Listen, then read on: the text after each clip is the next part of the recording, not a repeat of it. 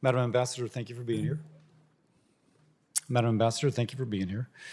First, as context, and this will be along the lines of what we've discussed in the past, if we have a problematic trading partner, say China, who is able to lower their price by noncompliance with environmental and labor regulations, that gives them an advantage not just to us, but to a country like Mexico or Guatemala who must comply with those by treaty with us. And every time we enforce that upon them, we raise their price relative to that in China, which then grows stronger and pollutes even more. I think you're with me on that. So in your opening remarks, you mentioned that we need new domestic tools. And in your and in the press releases regards the U.S.-EU agreement upon aluminum and steel, there is a suggestion that you might have a new domestic tool looking at the carbon content of the products that are being based. By the way, it occurs to me that we put barriers and penalties upon China. They promise that they'll change their behavior, so we relax those barriers and penalties, then they don't comply, and then we have to enforce. But that's a different, if you establish a standard which they must reach in order to have access to the market or by which to avoid the penalty. It's a different mechanism. It's less a promise and more, if you don't comply, you pay a lot. Are these domestic tools of which you speak, including this kind of border carbon adjustment?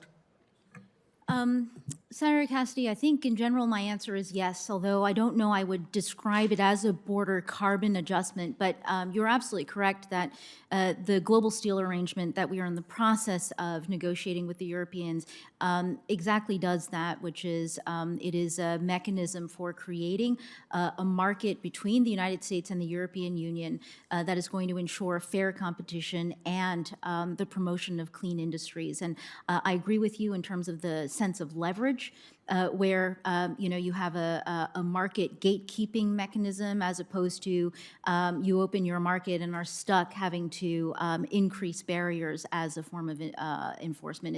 It's a bit of a carrot and stick distinction. Well, the nice thing about having the border carbon adjustment is it rewards our people who are doing the right thing and therefore paying a price, but then losing business because that business moves to a place where there's a lower cost of compliance. I want to stick up for my folks, and I think this is a way to do so. So we're very interested in partnering with you as you kind of develop these schemes. We've also spoken before regarding India's dumping of shrimp into the United States. And I'm told that they're pushing back hard on this. Can you give any update on that? So this is something that I have spoken to you multiple times about. I know how important this is to you and your constituents. Secretary Raimondo and her team are in good conversation with mine around the dumping issue. And yes, I have raised this directly with my Indian counterpart in Delhi last November when I visited him. I did get very forceful pushback, but Senator Cassidy, I am committed to working with you on this issue, and that means in our own system, but that also means in engaging the Indian government, and look forward to exploring ways to do that. I'm told they complain that we somehow have put barriers on cold shrimp importation, but they don't have cold shrimp. And so if you don't have something, big deal. But it's their warm water shrimp that are heavily subsidized and perhaps don't meet phytosanitary standards. Similarly, they apparently heavily subsidize their rice from even before the seed is planted. And our folks are competing against something which is being sold below cost because of heavy subsidies. Is there any progress on addressing that? We are looking at this issue carefully with our partners in the U.S. government. In terms of progress, let me get back to you since the last time I asked and make sure that you have the very latest. Sounds great. Another concern we had that I had with Ambassador Lighthizer way back when, the absence of a dispute resolution for energy companies.